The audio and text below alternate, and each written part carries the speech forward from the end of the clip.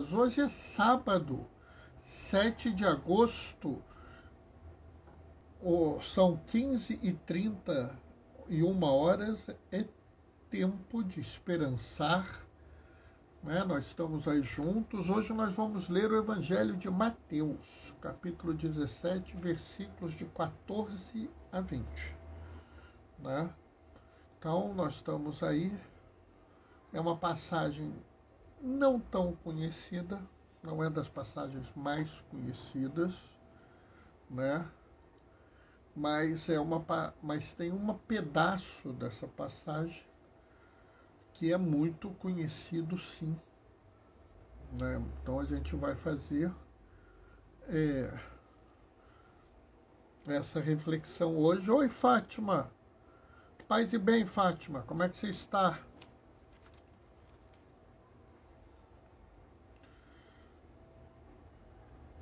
Hoje eu estou aqui no quarto, né? Antigamente o quarto era muito complicado, agora com esse negócio que a minha sobrinha mandou comprar, ficou muito mais fácil, né? Ficou mais fácil, inclusive porque eu estou com as mãos soltas, eu posso... Fica melhor iluminado, fica mais fácil as coisas, né?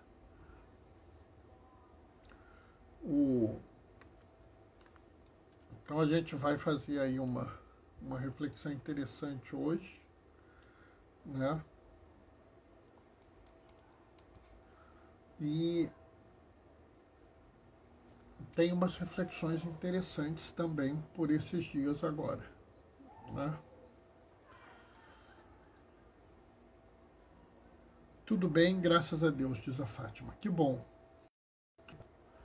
Bom saber que está tudo bem, Fátima, porque a gente tem visto tanta confusão ultimamente que a gente fica até meio perdido nas coisas, né? Hoje eu achei um pouquinho mais quente. Ou melhor dizendo, um pouquinho menos frio, né? Acho que é mais correto você dizer que está um pouco menos frio hoje do que nos outros dias, né? Então, a gente vai participar aí, né? O Evangelho de amanhã é um Evangelho interessante, sabe? O Evangelho de amanhã tem uma coisa que às vezes vale a pena a gente pensar, né? Vale a pena a gente refletir sobre o Evangelho, aliás, as leituras de amanhã. Mas a leitura de hoje tem uma coisa também, né, que é interessante, né? Até porque fica uma coisa meio em aberto, né? Fica uma coisa meio em aberto. E acho que é interessante essa reflexão, né? Eu acho que isso tem um pouco também, né, né? Oi, Denise. Paz e bem, Denise. Né, o nosso dia, a nossa vivência, acho que tem um pouco a ver também com a reflexão de hoje, a forma como a gente vive, né? A missa na capela é hoje, eu sei, a missa na capela é hoje, exatamente, né? Acabou que se equacionou a situação assim, né? Paz e bem, diz a Denise. Tá quase na hora de começar, daqui a pouquinho a gente começa, tá? E aí a gente faz essa reflexão juntos, tá? Bom, vamos começar. O Senhor esteja convosco, Ele está no meio de nós. Proclamação do Evangelho de Jesus Cristo, segundo Mateus. Naquele tempo, Chegando Jesus e seus discípulos junto da multidão, um homem aproximou-se de Jesus, ajoelhou-se e disse: Senhor, tem piedade do meu filho. Ele é epilético e sofre ataques tão fortes que muitas vezes cai no fogo ou na água. Levei aos teus discípulos, mas eles não conseguiram curá-lo. Jesus respondeu: Ó gente sem fé e perversa, até quando deverei ficar convosco? Até quando vos suportarei? Trazei aqui o menino. Então Jesus o ameaçou e o demônio saiu dele. E na mesma hora, o menino ficou curado. Então os discípulos aproximaram-se de Jesus e lhe perguntaram em particular: por que nós não conseguimos expulsar o demônio? Jesus respondeu: porque vossa fé é demasiadamente pequena. Em verdade eu vos digo, se tiverdes fé do tamanho de uma semente de mostarda, direis a esta montanha: vai para lá, e ela irá, e nada vos será impossível. Palavra da salvação. A leitura de hoje ela tem uma série de aspectos e a gente tem que entender esses aspectos para que a gente possa fazer uma correta interpretação e até que a gente possa evitar alguns ruídos, né? Então, assim, primeira coisa, né? Volto a lembrar, na cabeça do judeu da época, a doença era algo próprio do pecado, alguma influência demoníaca, né? É interessante, é muito interessante isso. Se você conversar com os povos originários do Brasil, né, os nossos indígenas, os povos que vivem em ações ribeirinhas, os quilombolas, né? Essas populações, se elas não foram, de alguma forma, colocadas em contato com a nossa fé, elas também têm essa interpretação. Né? É muito comum você conversar, por exemplo, com um indígena e ele dizer que a pessoa que está doente tem que ficar coberta, por exemplo, tem que ter uma fogueira na oca dele, porque ele tem que purgar o espírito da doença. Nota? É a mesma ideia que o judeu da época tem, né?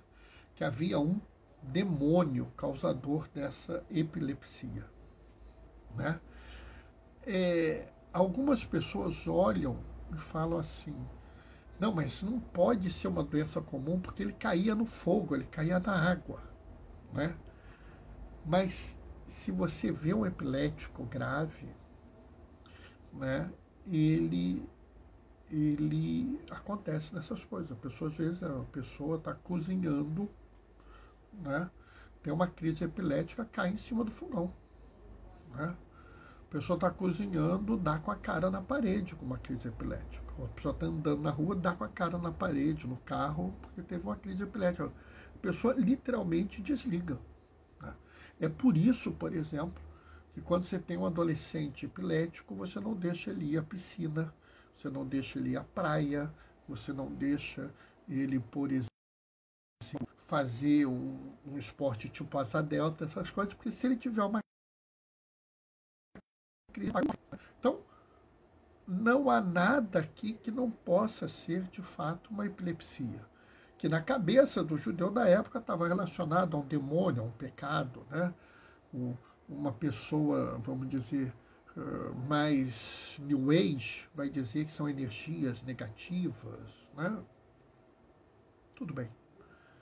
Mas o fato é que essa pessoa tem esse filho doente, chama os discípulos e os discípulos não conseguem tirar esse problema. Lembrando que aqui Jesus já havia mandado os discípulos, eles já haviam tirado os demônios, curado o doente, feito coxa andar, um monte de coisa. Mas não conseguiram dessa vez. Jesus vai lá e dá um jeito nisso. E aí é que começa o problema, né? Primeiro, né, e o mais importante, é a questão do finalzinho, né? Porque diz assim, e nada vos será impossível, né? E essa ideia que nada será impossível, né, que também tem a ver com a ideia do Deus onipotente, né? Vocês aprenderam, né, que Deus é onipotente. E as pessoas dizem para você que, então, Deus pode tudo. Vamos devagar com a dor, que o santo é de barro e barro fino. Tá? Primeira coisa, né, São Tomás de Aquino dizia que Deus pode tudo, mas não faz tudo. Né? Duns Scoto, um frade franciscano, que é inclusive o segundo defensor da Imaculada Conceição de Maria, porque o primeiro defensor é São João Damasceno, o segundo é Duns Scoto. Né? Ele teve uma conversa com Guilherme de Ockham, onde Guilherme de Ockham dizia assim, se Deus quisesse, o frio seria quente, o claro seria escuro. E então o Scoto vira e fala assim, não, isso aí é um perigo, isso aí é a serpente assassina do paraíso. Né? Porque Deus só se move na direção do que é belo, do que é bom e do que é justo. Então, assim, vamos entender. Deus é onipotente, mas Deus não pode tudo. Deus não pode fazer qualquer coisa. Tá? Então, por exemplo, sendo muito claro, Deus não pode criar outro Deus igual a ele, porque é um só Deus. Deus não pode pecar. Deus não pode deixar de amar. Deus não pode fazer um ato que seja contrário à própria natureza dele, porque Deus não pode negar a si próprio. Então, quando aqui está dito, nada vos será impossível, não quer dizer que se você tiver fé suficiente, você pode dar um pulo até a lua. Né? Se você tiver fé suficiente, você pode atravessar uma parede de chamas. Não pode. Tá? Vamos parar com essa visão de fé fantástica. Né? Fé fantástica! Milagre, milagre, milagre! Fulano voa, fulano faz isso, fulano faz aquilo. Para com isso. Tá? Para com isso, porque a gente tem que se lembrar o seguinte, não é para isso que a gente tem a fé. A fé não é para a gente fazer pirotecnia, show de efeitos especiais, causar assombro nas pessoas. Tá? Isso não é o motivo da gente ter fé. A fé é para nos ajudar na caminhada. A fé é para nos fortalecer nos momentos difíceis.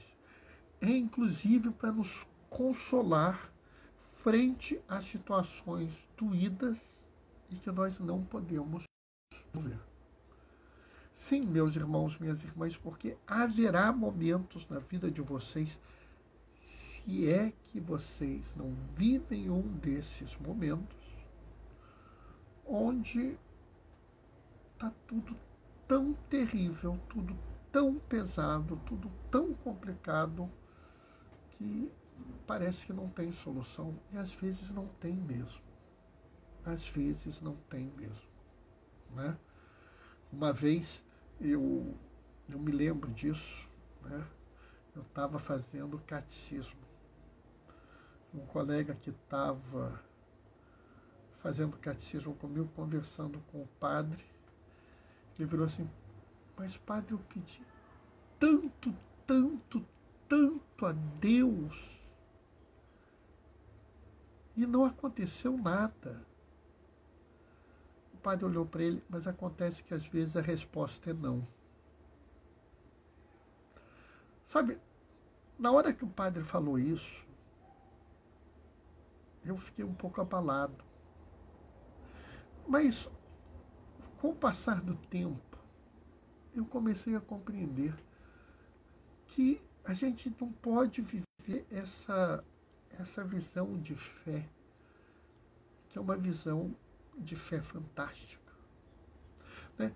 Quando Jesus vira aqui e fala assim: se você tiver a fé do tamanho de uma semente de mostarda, direi a esta montanha, vai aqui para lá e ela irá.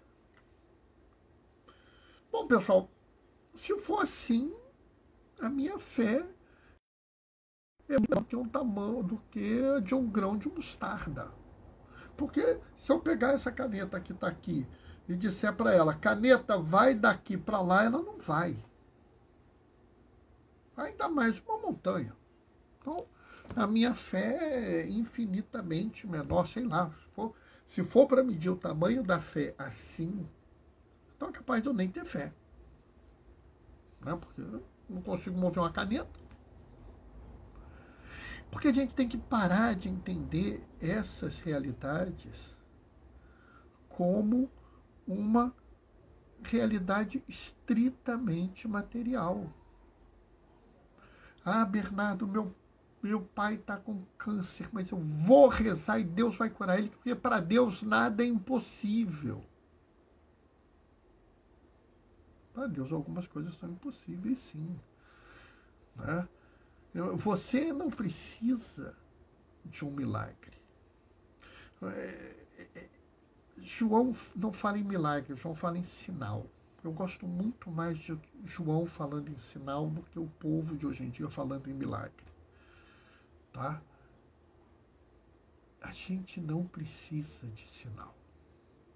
O sinal é dado aos homens e mulheres na história do mundo para que eles acreditem que Jesus é Deus, que Deus existe, que está presente e vive no meio de nós.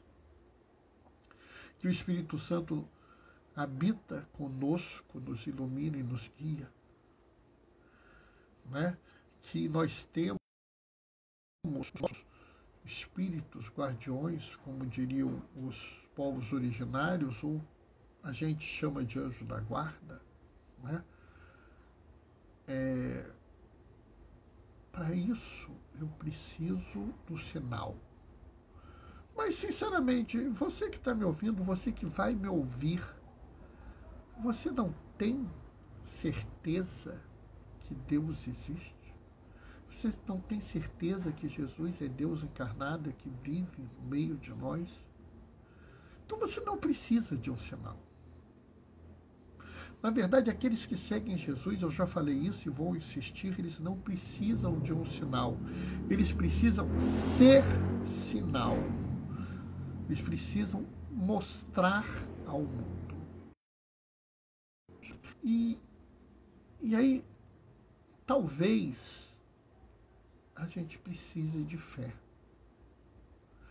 Talvez a gente precise de fé não para mover uma montanha, mas aquela fé necessária para a gente ser sinal ao mundo. Aquela fé necessária que te leva a ir além do que é esperado. Né? Aquela fé necessária que eu já vi em alguns religiosos. Eu conheço um padre ortodoxo que uma vez, né, mendigo bateu na casa dele numa noite de frio. Precisando de um casaco, eu estou morrendo de frio, eu não aguento. Aí ele vira para o filho: filho, vai lá e pega tal casaco que está em tal lugar. E o filho: qual casaco, pai? Aquele casaco assim e tal. E o filho se enrolou, não sabia o que fazer. Esse homem pegou, tirou o casaco dele, o melhor casaco que ele tinha, aquele casaco que ele gostava. Tirou aquele casaco, deu para o pobre, e quando chegou o outro casaco, ele deu o outro casaco. Leva os dois. Né? É aquela fé que permite que você atravesse a fronteira do seu preconceito, do seu racismo, do seu machismo, né? Aquela fé que permite que você opte por defender a vida. Aquela fé que chama você a encontrar-se com um irmão, com uma irmã, que mesmo que você não concorde plenamente com a vida dessa pessoa, você tenha a coragem de dizer: essa pessoa é filho de Abraão, como disse Jesus uma vez. Eu não posso permitir que ela sofra, que ela seja marginalizada, que ela seja vitimada, que ela seja destruída, que ela tenha a sua dignidade afetada. Sabe, para muitos isso é impossível. Para muitos isso é impossível. Eu conheço gente que fala assim: eu odeio tanto político tal, eu odeio tanto o artista tal, eu odeio tanto o jogador tal que eu quero que ele morra. Eu conheço gente que se alegra com a desgraça do outro. Mas vocês, talvez alguns de vocês aqui, porque viveram isso, nós tivemos um massacre numa escola aqui no Rio. Um ex-aluno entrou, matou um monte de gente e acabou morrendo. Acabou sendo morto por um policial. Né? E eu me lembro que eu e minha esposa ouvimos aquilo, a gente estava angustiado, desesperado, a gente estava chorando. E a gente foi rezar, uma hora média. E naquela hora eu virei para minha esposa e falei assim: mozinho, eu preciso rezar por esse assassino. E a minha esposa virou para mim e falou assim: mozão, eu queria, mas eu não tinha coragem de te pedir isso. Essa é a fé do impossível. Essa é a fé do grão de mostarda. Aquela que move não a montanha física, mas a montanha das nossas dificuldades, dos nossos limites, das nossas misérias, e nos faz tornar-se homens e mulheres melhores, homens e mulheres com uma espiritualidade maior, homens e mulheres mais religiosos, homens e mulheres abertos a seus irmãos e irmãs, preocupados com seus irmãos e irmãs. A fé do impossível é a fé que permite que nós cheguemos cada vez mais ao próprio Jesus. Essa é a grande obra do impossível. Para essa obra, tudo bem, nossa fé ainda é pequena, mas eu garanto que a fé de vocês já tem o tamanho de um grão de mostarda. Então, já vos é possível dizer que, mesmo sendo impossível se aproximar de Jesus, vocês o têm como exemplo e irão realizar as mesmas obras que ele realizou, e até maiores do que as que ele realizou. Amém? Bom, pessoal, hoje eu me excedi um pouquinho, mas ainda consegui marcar os minutinhos, não passei da meia hora, de vez em quando eu passo, né?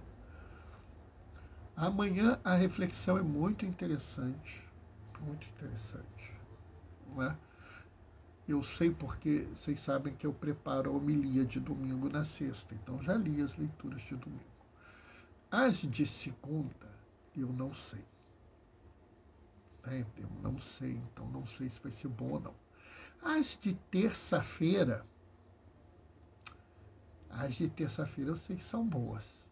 Né? Fátima está mandando, eu sei que são boas, tá? Bernardo, por que você sabe que as de terça-feira são boas? Porque é dia de São Lourenço, tá? Eu vou dar um jeito de fazer live. Bernardo, você não está de plantão, é difícil, mas é dia de São Lourenço.